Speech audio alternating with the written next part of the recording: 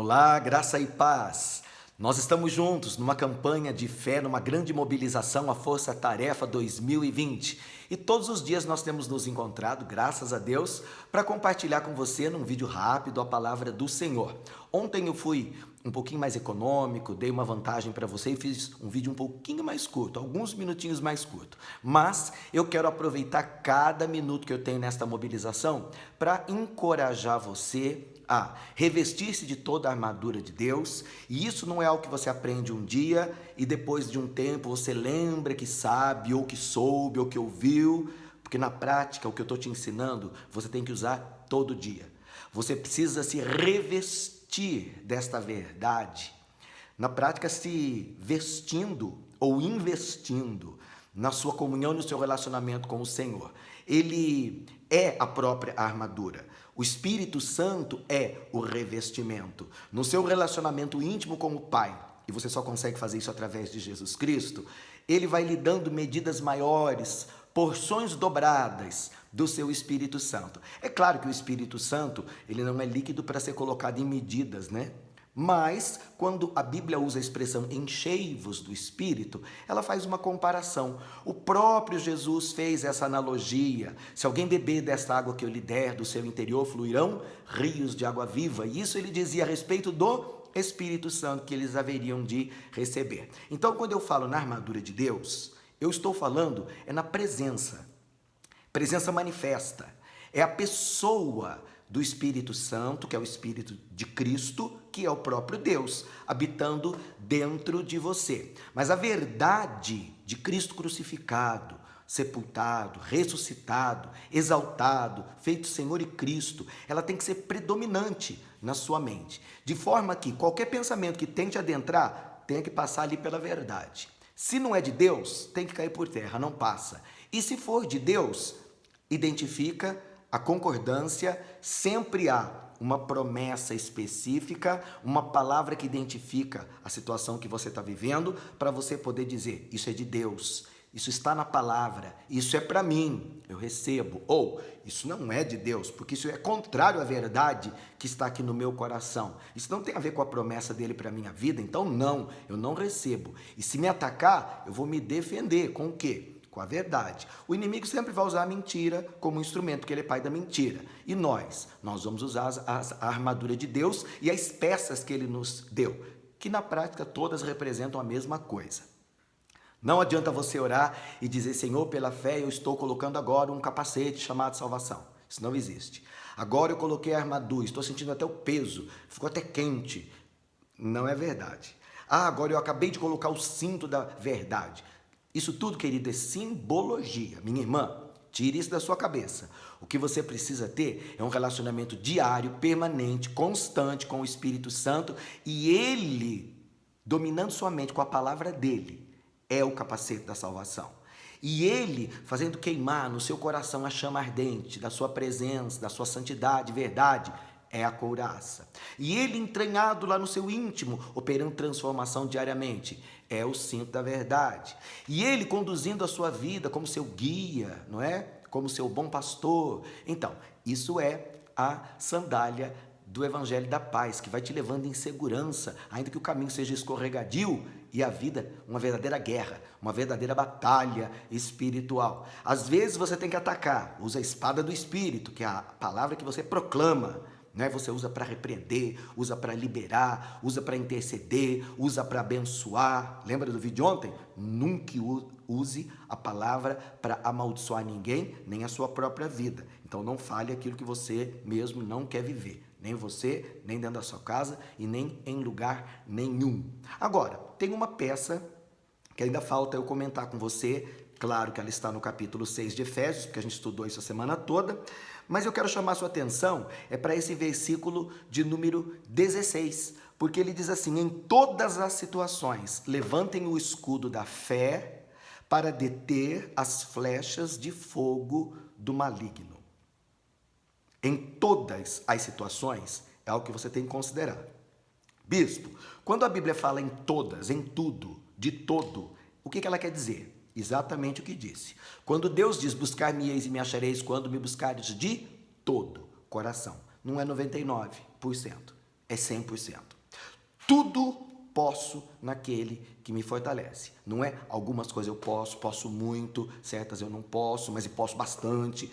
Isso também não existe. Tudo é tudo, todo é todo. E aqui Paulo está dizendo em todas as situações. Pode ser física, emocional, profissional, pessoal, familiar, financeira, pode ser qualquer área da sua vida, ministerial, não importa, em todas as situações. Ele diz: levantem o escudo da fé. Isso significa o quê? Que vai haver ataque da parte do inimigo de todo lado. Em tudo que o inimigo puder botar a mão, em tudo que ele puder interferir, o que ele puder reter, deter, ele vai tentar roubar a glória do Senhor daquela área da sua vida, para que as pessoas não vejam e não glorifiquem ao Senhor. Ele vai tentar roubar o cântico da tua boca de vitória, naquele aspecto especialmente da sua vida onde ele está trabalhando e atacando. Ele vai tentar comprometer o propósito de Deus e o plano dele para a sua vida, para a sua família, e em todas as áreas, aonde você 10 passos, ele vai tentar entrar. Por isso que a Bíblia é tão enfática em dizer: não dê lugar ao diabo. Não dê lugar. Bispo, qual é o meu lugar? Em cima. Qual dele? Embaixo. Por que ele quer estar em cima? Porque ele queria estar sentado naquele trono e Deus decidiu que o trono ia ser usado ou ocupado pelo filho. Jesus Cristo está à direita de Deus Pai, como filho, mas nós também somos filhos. Logo, estamos assentados com Ele nas regiões celestiais, abençoados com toda sorte de bênçãos. O inimigo tem raiva de nós, odeia você, porque você está ocupando um lugar como filho de Deus que Ele queria para Ele. Ele queria estar naquele trono. Ele disse: eu subirei, eu me assentarei naquele trono. Na verdade, ele caiu. Ele nunca sentou e nem vai sentar, porque o trono está ocupado. Em Cristo, nós já estamos assentados. E todo principado e potestade está debaixo dos nossos pés. Contudo, nós ainda estamos no mundo, e no mundo tereis aflições. Aqui Paulo está dizendo: se revista de toda a armadura, e olha, em relação ao escudo da fé, levante o tempo inteiro. É quase que assim, avance com o escudo cercando cada área da sua vida, porque todas elas estão na mira do inimigo. Ele usa flechas como que de fogo. Em algumas Bíblias está escrito dardos inflamados. Ele vai tentando atingir de alguma forma as áreas da sua vida, principalmente aquelas que estiverem expostas, descuidadas, descobertas. Quando ele fala aqui em fogo, você sabe que me faz lembrar da língua. A Bíblia diz que a língua é como uma labareda de fogo, né? É uma brasinha. É uma palavrinha mal falada e a floresta inteira já está incendiada. E quantas vezes o inimigo não tem criado uma confusão, uma contenda dentro da sua casa por causa de palavras mal faladas? Às vezes as pessoas pecam por falar e às vezes por ficar quietas, não é? Na hora que elas deviam dizer algo, elas omitem, elas guardam, elas ficam em silêncio. Também não resolve. Escute. A raposinha que você deixa entrar, porque é só uma raposinha, daqui a pouco vira uma raposona, não é? A Bíblia diz que são as raposinhas que comem as flores da vinha e depois que comeu a flor, a fruta não aparece, o fruto não vem, não é? Então, nós temos que tomar muito cuidado. Lembra da mensagem anterior que eu falei sobre a boca? A mesma boca que abençoa não pode amaldiçoar? Então, cuide das palavras que saem da sua boca. Eu faço uma brincadeira com as pessoas e eu digo que quando o inimigo consegue acertar a cabeça delas, a primeira coisa que destramela é a língua. E elas começam a falar e a falar e a falar. E você sabe que quem fala pouco, erra pouco. Quem evita falar, erra menos. E quem fala demais, erra o tempo inteiro. Bispo, então eu tenho que ficar quieto ou eu tenho que falar? Você tem que falar na hora de falar e ficar quieto na hora de ficar quieto. E quando eu falar? A palavra tem que ser temperada, uma boa palavra, uma palavra que edifica, uma palavra que abençoa, uma palavra que tenha respaldo em Deus, na Bíblia, nos princípios bíblicos que você tem aprendido. Se você der lugar, olha, pode ser falando ou omitindo, administrando, Outra área que o inimigo sempre vai tentar atacar para desestabilizar a família, você, é sua vida financeira. E às vezes você deixa descoberta a sua vida financeira porque ignora a Bíblia. A palavra de Deus é clara quando ela fala em relação à boa mordomia, à administração. E eu não estou falando só do dinheiro. Eu estou falando de o dinheiro, o tempo, os talentos que Deus te deu. Você sabe que tudo isso vai ser levado em consideração, inclusive as palavras que você falou. O Senhor Jesus disse, toda palavra mal falada que sai da sua boca, você vai ouvi-la lá no dia do juízo. E cadê aquele talento que eu te dei? O que você fez com ele? Enterrei, fiquei com medo do Senhor. Então, devia ter colocado no banco, dado pelo menos os juros. É verdade, querido. Se o inimigo puder, ele tenta entrar pela vida financeira para destruir uma família inteira. Se ele pode, ele entra no meio do casal e coloca uma terceira pessoa lá. Se ele puder, usa a língua para acusar, a outra para retrucar, ou a pessoa fica tão quieta, em silêncio, fica omissa, e aí deixa o seu papel de pai, aquele pai que precisava tomar posição e falar, e dizer, não, isso está errado. À luz da Bíblia, você vai ser repreendido e corrigido. Mas pode, bispo, corrigir? Deve. A Bíblia diz, ensina a criança no caminho que ela deve andar, e quando ela crescer, ela não desvia dele. Então, nós temos sim que ser sábios no tocante ao uso de tudo aquilo que Deus nos deu. Aí eu estou dizendo, seja o talento, sejam as palavras, seja o tempo, seja as peças da armadura. O justo vive da sua fé. A Bíblia diz isso. O justo vive da sua fé. Aqui, ele diz em todas as situações, levante o escudo. O escudo da fé tem que estar erguido em todas as direções. Viver da fé é isso, é viver num ambiente de guerra, usando, querido, toda a armadura que Deus nos deu, especialmente esse escudo, que normalmente vai ser usado muito mais para a nossa defesa. É claro que você pode ir para cima do inimigo quando ele vem contra você com as suas afrontas, com as suas ameaças, com as suas armas, e você pode dar com ímpeto contra ele para derrubá-lo usando o escudo. Mas normalmente você vai usar o escudo para proteção. Então, pai, mãe, você que é conhecedor do Evangelho de Jesus Cristo, se cerque de todos os lados. Não dê espaço para o inimigo de jeito nenhum. Tem um texto que eu quero chamar a sua atenção, é de Pedro. Ele escreveu, e eu vou procurar aqui na minha Bíblia, em 1 Pedro, no capítulo 5, ele escreveu algo interessante. Eu vou destacar esse texto para você, porque ele fala em relação a isso que eu estou comentando. Estejam atentos. 1 Pedro 5, 8. Tomem cuidado com o seu grande inimigo, o diabo. Ah, bispo, meu grande inimigo não é o diabo, não. É a minha mulher, é o meu marido, é meu pai, é meu filho, não me entende, não me ama, não me honra. Não. Paulo disse lá em Efésios 6, não temos que lutar contra carne e sangue. A nossa luta não é contra pessoas. A nossa luta é espiritual. Pedro concorda. Tomem cuidado com o seu grande inimigo, o diabo, que anda como um leão rugindo à sua volta, à procura de alguém para que ele possa devorar. O versículo seguinte é maravilhoso. Diz assim, o versículo de número 9.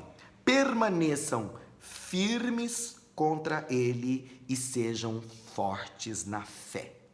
O meu encorajamento para você hoje é que você invista na sua fé. Não adianta você orar e dizer, Pai, me dá fé, Deus me dá mais fé, Senhor, tudo que eu quero é fé. Não adianta. A fé vem pelo ouvir. O ouvir a palavra de Deus. Como é que a gente sabe se você tem muito conhecimento e está muito cheio da palavra? Ouvindo você falar. Com o coração se crê, com a boca você faz a confissão.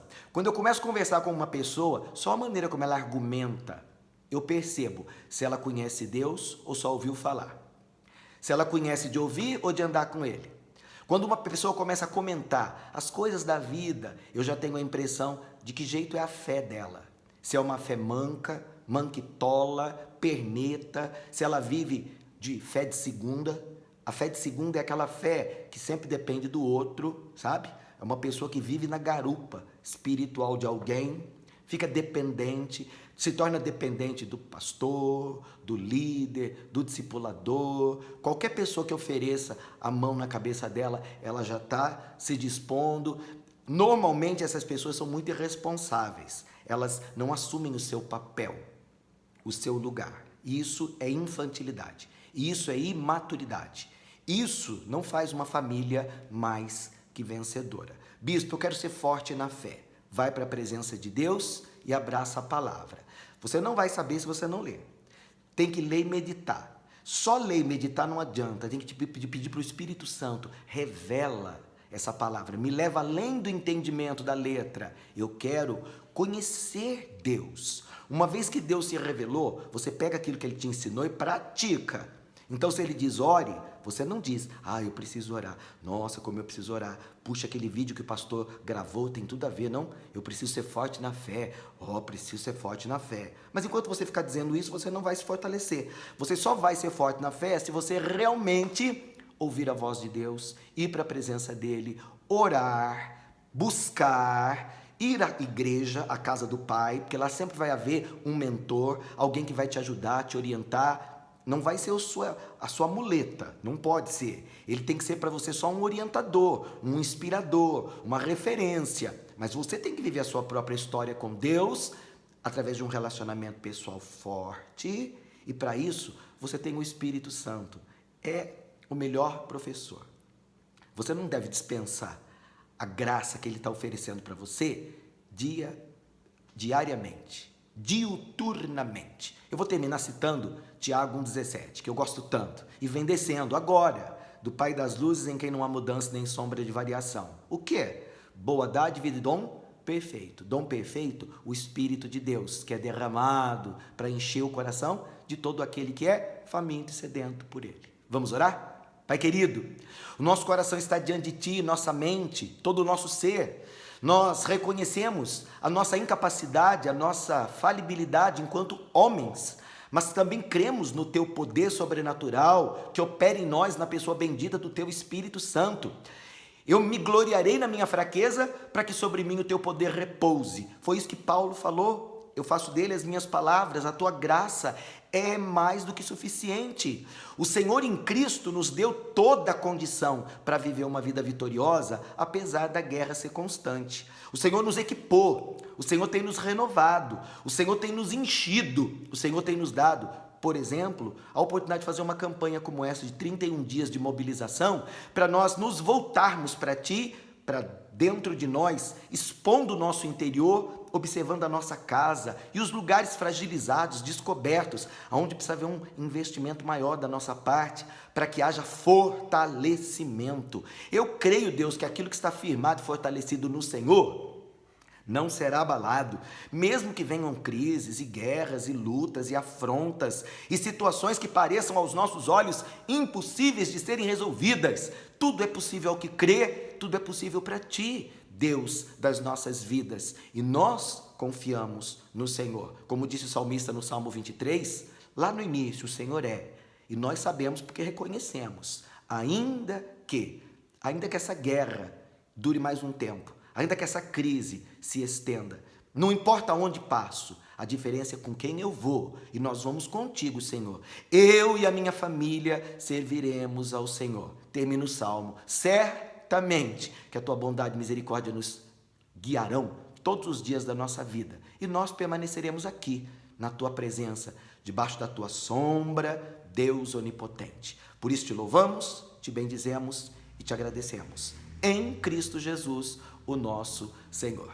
Eu desejo que seu dia seja abençoadíssimo, que a sua semana seja mais que abundante em toda forma de graça, de misericórdia, de bondade da parte do Senhor. Mas uma coisa eu quero, que você permaneça firme. Nós entramos aí, passamos o meio da campanha e agora estamos do meio para o final. Nós estamos caminhando na direção da conclusão, e eu quero que você conclua os 31 dias mobilizado, encorajado a estar diante de Deus por você, pela sua família, pelos teus, na posição de mais do que vencedores, porque em Cristo é o que vocês são. Fique abençoado no nome de Jesus.